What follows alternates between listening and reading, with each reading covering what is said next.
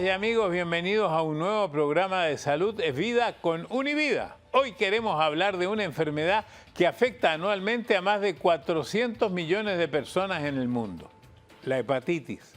El problema es que los expertos nos dicen que si no se trata a tiempo, nos puede provocar daños crónicos en el hígado e incluso la muerte. Para hablar entonces de hepatitis, aquí comienza Salud es Vida con Univida. Para entregarnos todas las respuestas y educarnos sobre la hepatitis, saludamos al director médico del Hospital Jackson de Miami, el doctor Orlando Rodríguez, y también de las clínicas Univida. Muchas gracias. Interesante, doctor, me dijeron que yo soy el paciente cero porque también tuve hepatitis, así que voy a consultar con respecto a mi hepatitis que se produjo por allá por el año 1954, que será muy distinto a la hepatitis de hoy día. Pero antes de nada, yo he escuchado de hepatitis A, de hepatitis B, de hepatitis C, D, hasta he escuchado. ¿Cómo son todos estos tipos de hepatitis? Bueno, Mario, existen diferentes tipos de hepatitis. Esas son las que usted se está refiriendo, hepatitis de tipo viral. Claro, existen otros tipos de virus que también afectan al hígado como tal, pero existen otros tipos de hepatitis que no son las virales. Existen hepatitis, por ejemplo, por toxinas, ¿verdad?, por medicamentos, como el caso del acetaminofén o Tylenol, y también existe, por ejemplo, hepatitis por alcohol. Todo eso son causantes de hepatitis. A ver, el acetaminofén que dice usted, ¿eso puede producir una hepatitis? Claro, ese es el Tylenol, ¿verdad? En altas dosis, pues el Tylenol, como se metaboliza en el hígado, pues pudiese producir una hepatitis de tipo tóxica en la cual el hígado se inflama e inclusive puede fallar en su función. Y entonces la que yo tuve, ¿cuál sería? Bueno, porque lo más probable. se decía que en mi país en ese entonces uno comía muchas verduras que eran regadas con aguas hervidas. Claro, el tipo de hepatitis más común que veíamos antes en nuestros países hace muchos años y también se ve actualmente en los países subdesarrollados es el tipo hepatitis A. Es una hepatitis que es de tipo aguda, es una hepatitis que no se vuelve crónica, es una hepatitis la cual nosotros no tratamos con ningún tipo de medicamento, al contrario, pues hidratamos al paciente, lo mantenemos en reposo, abolimos cualquier tipo de medicamento o de toxinas o de medicamentos que pudiesen tener cualquier tipo de toxicidad sobre el hígado. So, probablemente la hepatitis A fue la que usted tuvo porque su transmisión es por la vía oral. Ya, la B. La hepatitis B es una hepatitis diferente porque es una hepatitis que la transmisión es por sangre o productos del cuerpo, por ejemplo, por transmisión sexual pudiese ser. Entonces, por ejemplo, los adictos a las drogas y que intercambian agujas para inyectarse, y etcétera, esas personas pueden contraer la hepatitis B. La hepatitis B es una de las hepatitis más abundantes en el mundo, una hepatitis extremadamente peligrosa. ¿Por qué? Porque no existe una cura para la hepatitis B y se pudiese convertir en crónica, aumentando los chances del paciente de tener una cirrosis hepática o una disfunción del hígado y aumenta el riesgo de desarrollar cáncer conocido como el hepatocarcinoma. La hepatitis C. La hepatitis C es otro tipo de hepatitis, también causada por un virus, pero en este caso el método de adquisición del virus es por la vía también de la sangre, es decir, por intercambio de agujas, por transmisión sexual, aunque son menos los casos por transmisión sexual, especialmente entre hombre y hombre, ¿verdad? Que en el caso de la hepatitis B. Es una hepatitis que también tiene su cronicidad, es una hepatitis que sí tiene cura, especialmente hoy en día con todos los nuevos medicamentos que tenemos, y es una hepatitis que pudiese llevar también a riesgo de cirrosis y de cáncer de hígado. D. La hepatitis D es una hepatitis que no es un virus, pero es como un virus en deficiencia, es como la mitad de un virus, podemos decir. La hepatitis D no puede coexistir por ella misma, tiene que estar en función de la hepatitis B. ¿Qué quiere decir esto? Una persona no puede tener solamente hepatitis D. La hepatitis D puede tenerla solamente si esa persona está infectada con hepatitis B. Y la última que yo he visto es E. La hepatitis E es un tipo de hepatitis la cual pues se transmite también por vía oral fecal, ¿verdad? Por productos que estén contaminados con heces fecales, etcétera. Y es un tipo de hepatitis la cual también se puede curar por ella misma. Ahora, cuando tuve hepatitis yo me puse amarillo. Claro que sí, porque produce una inflamación en el hígado como tal, y el hígado es es el órgano el cual produce las bilis, y entonces pues las bilis se empiezan a acumular en la sangre y entonces se empiezan a precipitar en los tejidos de la piel y también en los ojos, produciendo el famoso icterus. Ahora, eso es lo que llaman ictericia. La ictericia, correcto. ¿Y qué se le recomienda a una persona que tiene esta hepatitis, la A?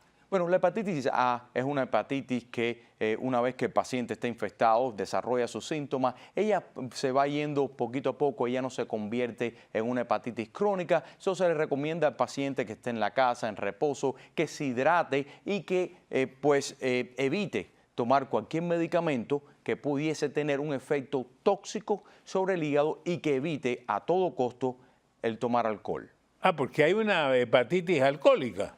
Exactamente, existe una hepatitis alcohólica y esa hepatitis alcohólica es bien común, ¿verdad? Es una hepatitis que pudiese ser bastante severa también en dependencia de cuánto daño ha hecho el alcohol en el hígado. Esto es personas que toman mucho alcohol diariamente, ¿no? Muchas personas, Mario, que están tomando alcohol por mucho tiempo, pero también pudiese surgir en una persona que hace lo que se conoce como un binge y va a una fiesta y empieza a tomar alcohol como si fuera agua hasta que produce esta inflamación de repente aguda del hígado. Pero he escuchado también que hay gente que ha tenido cirrosis sin haber tomado jamás alcohol. Bueno, ese es otro problema, ¿verdad? Porque existe un tipo de hepatitis, ¿verdad? Que se llama, en inglés se conoce como NASH.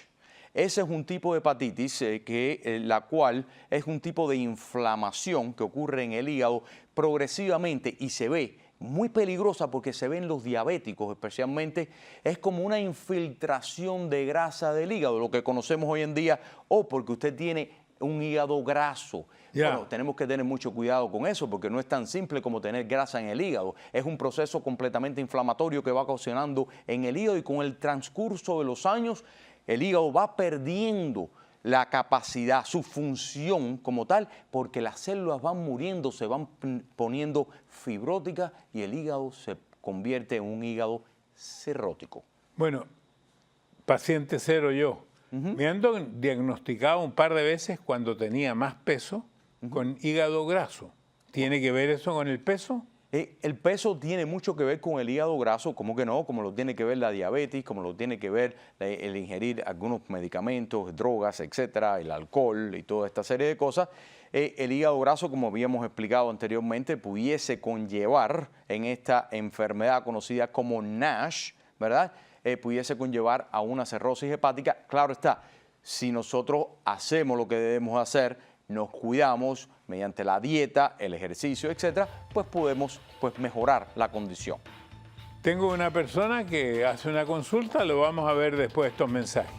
Estamos aquí en Salud es Vida de Univida, estamos con el doctor Orlando Rodríguez, hemos conversado de alguna de las tantas hepatitis que hay y tengo una pregunta pendiente que va ahora, doctor.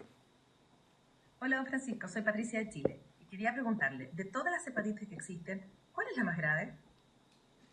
Eso es muy buena pregunta y gracias por hacerla porque creo que existe mucha confusión en el mundo entero entre cuáles son las hepatitis más graves. La hepatitis más grave que existe es la hepatitis concomitante. Es la hepatitis que existe entre la hepatitis cuando un paciente está infectado con la hepatitis B y al mismo tiempo con la hepatitis D. Esa hepatitis puede ser fulminante. En realidad, el riesgo más alto que existe debido a una hepatitis viral es el riesgo de tener ambas hepatitis, porque el riesgo de hepatitis fulminante es bastante alto. Pero además hay hepatitis crónica y hepatitis agudas. Claro, la hepatitis aguda es la hepatitis A, por ejemplo, que es una hepatitis la cual entra, infecta al paciente y ella misma se va sin el tratamiento de un medicamento. La hepatitis C también es un tipo de hepatitis que, aunque existen algunos casos, son los menos que se pueden convertir en crónica. Las hepatitis que se convierten en crónicas son las que más conocemos, es la hepatitis B y la hepatitis C. La hepatitis B porque es una de las hepatitis las cuales pues no tenemos cura para ella. Sin embargo, no son todos los casos de infección de hepatitis B que terminan con una hepatitis crónica. En realidad, la mayoría de los casos de infecciones con hepatitis B se curan en la fase aguda y no progresan a una fase crónica. La hepatitis C es similar, pero en el caso de la hepatitis C sí existe una cura para la hepatitis C. Bueno, vamos ahora entonces con otra pregunta del público. Hola, don Francisco. Soy Floredy Villamizar, de Colombia, y me gustaría saber cuáles son los alimentos que al ser consumidos pueden provocar hepatitis. Bueno, existe una serie de medicamentos, los cuales, de alimentos, ¿verdad?, que pudiesen pues, provocar una hepatitis. Son alimentos que contienen toxinas, ¿verdad?, que el hígado pues, no puede metabolizar por él mismo y entonces lo pudiesen producir. ¿Cuáles son esos tipos de alimentos? Pues existen algunos alimentos que pudiesen ser alimentos vegetales, ¿verdad?, que pudiesen estar infectados o por fertilizantes, etcétera, y los cuales cuando lo ingerimos pudiese tener ese tipo de efecto en nuestro hígado.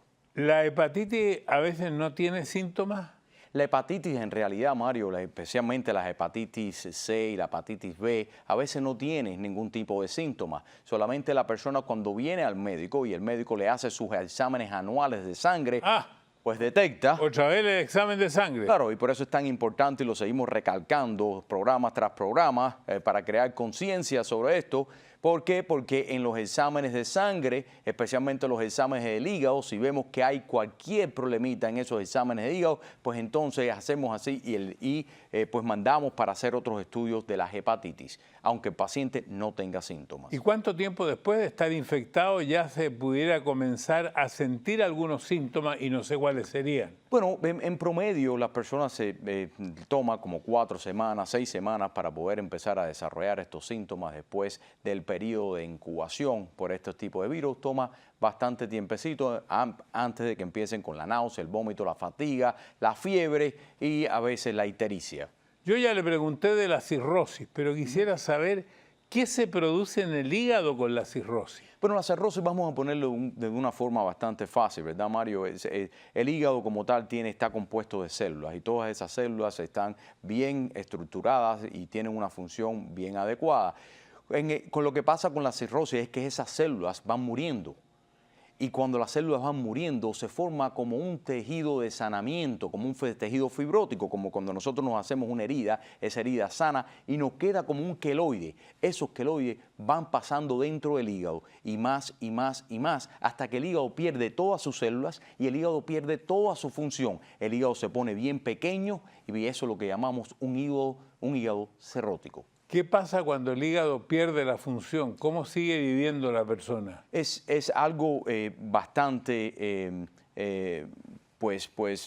malo, ¿verdad? Para ponerlo de alguna manera. ¿Por qué? Porque el hígado, la función principal del hígado no es solamente quitar o eliminar todas las toxinas que están en nuestro cuerpo, pero también metabolizar, ¿verdad? Digerir de esta forma todos los medicamentos, todos los alimentos que nosotros ingerimos. Pero no solamente eso, el hígado es extremadamente importante en la fabricación de las sustancias que nos ayudan a nosotros con la coagulación de nuestro cuerpo. Entonces, imagínese usted que ahora nosotros hemos perdido todos esos productos que nos ayudan a hacer coágulos en nuestra sangre.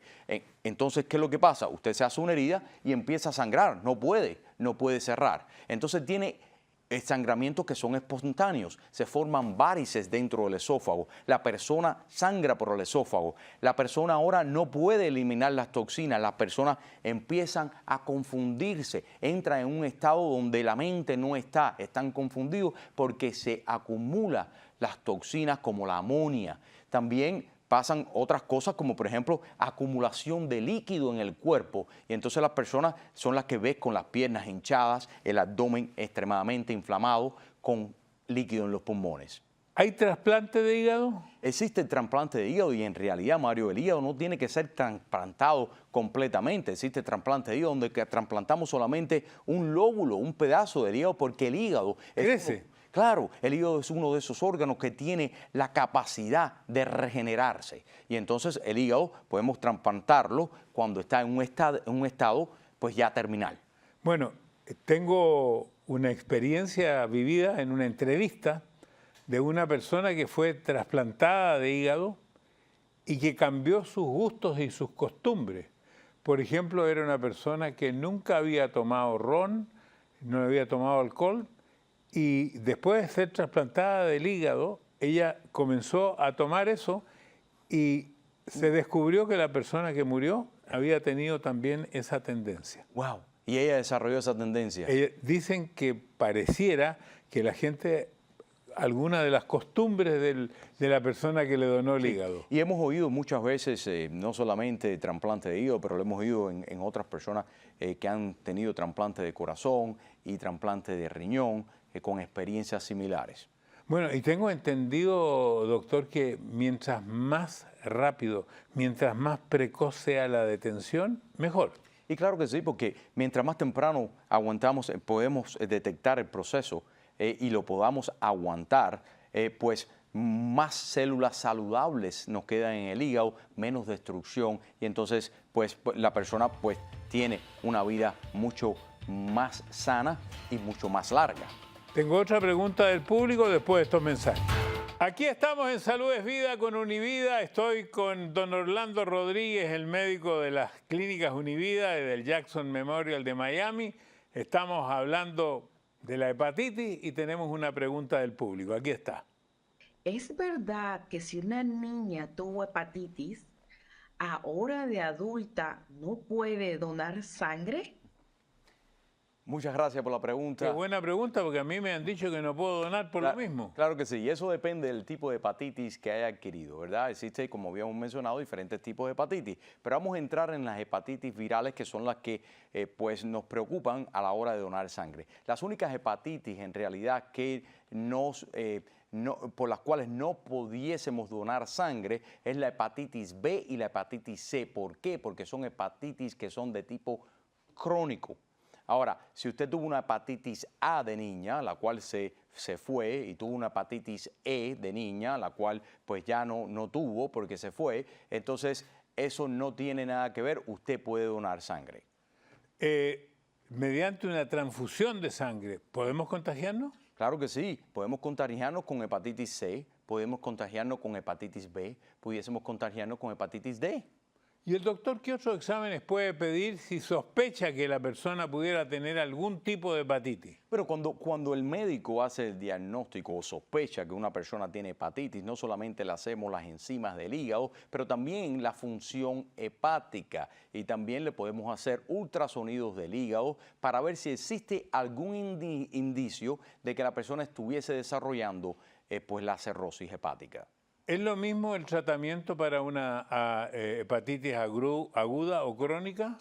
El tratamiento de las hepatitis depende de la causa de la hepatitis. Ahora, si son las hepatitis virales a las cuales nos estamos refiriendo, en realidad la hepatitis A y la hepatitis C no las tratamos como tal. Es solamente tener a las personas hidratadas y en reposo y tratar de abolir cualquier tipo de sustancia que pueda ser tóxica para el hígado. Ahora, para la hepatitis C y la hepatitis B sí existen tratamientos, pero esos tratamientos son en la fase crónica. ¿Por qué? Porque, como habíamos dicho anteriormente, muchos de los casos de la hepatitis B y la hepatitis C pues no llegan a entrar en esa fase de cronicidad. Ahora, esto me parece importante. Ahora, creo que desde hace ya muchos años, pero cuando yo tuve no habían vacuna, ahora hay una vacuna.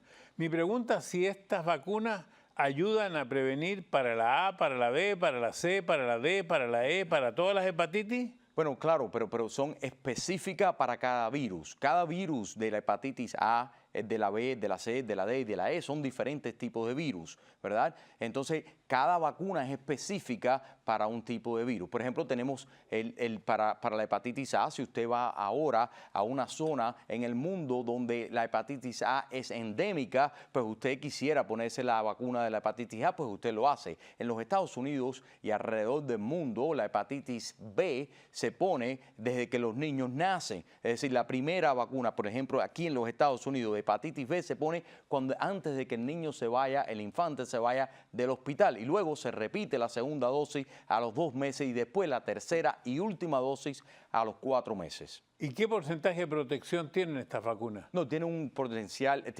porcentaje bastante alto. ¿Por qué? Especialmente en los infantes, porque antes los infantes tenían un % de mortalidad extremadamente alto, se adquirían la hepatitis B, por ejemplo, a una temprana edad. Y esto pues ha cambiado todo el panorama. Los infantes hoy en día pues no tienden a morir de hepatitis B porque están vacunados contra la hepatitis B. La vacuna tiene como 40 años, de la década del 80. Son vacunas que han estado con nosotros por muchos años. ¿Hay más avances en estas enfermedades? Ahora último, medicamentos para estas hepatitis tan complicadas que he escuchado. Sí. Bueno, Mario, hasta hace poco tiempo la hepatitis C, curar la hepatitis C era solamente un sueño. Existían diferentes genotipos de la hepatitis C, los cuales nosotros podíamos curar con algunos medicamentos que teníamos, pero eran unos medicamentos ya bien un poquitico arcaicos, pero han surgido una serie de nuevos medicamentos, los cuales no solamente curan aquellos 2 o 3 genotipos de la hepatitis C que curábamos antes, hoy en día lo podemos curar todos. Y nosotros las personas mayores, aquellos que no han tenido nunca hepatitis, ¿deben en primer lugar vacunarse? Y yo creo que sí, Mario, especialmente todas las personas adultas después de los 19 años en adelante deberían de vacunarse, especialmente para la hepatitis B, porque no tenemos una cura para la hepatitis B. Y la hepatitis B, como habíamos mencionado, es una hepatitis que se puede convertir en una hepatitis crónica, aumentando sus chances de cirrosis hepática, de un trasplante de hígado e inclusive de cáncer de hígado. ¿Cuándo recomiendan cirugía?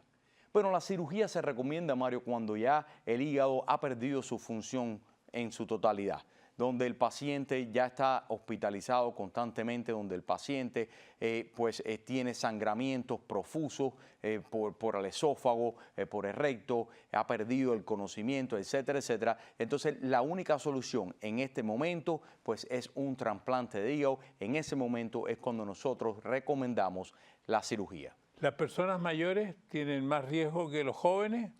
Bueno, Mario, eso depende, ¿verdad? Porque en el caso de la hepatitis, como una hepatitis B y una hepatitis C, las cuales tienen como método preferencial de transmisión la sangre, intercambio de agujas o cuchillas o cepillos de dientes donde se puede compartir la sangre, o otros tipos de métodos, como por ejemplo el sexo, pues entonces eso es más bien en una población más joven que en una población adulta. En los Estados Unidos hoy en día, donde la sangre, existe el banco de sangre, donde nosotros hacemos un screen, ¿verdad? Pues hacemos testes a toda esta sangre y no encontramos en ningún tipo de hepatitis B ni hepatitis C. Aquí esos riesgos por transfusión de sangre han bajado, pero en las personas más jóvenes esos 2 tipos de hepatitis se van a ver más frecuentemente. Doctor, muchas gracias. Mientras más sabemos, mejor nos cuidamos. Salud es vida con Univida. Espero que le haya gustado el video. Suscríbase aquí a mi canal, llame a sus amigos para que se suscriban aquí también y dele a la campanita. Y le recomiendo que siga viendo mi video porque tengo muchos videos, siga aquí.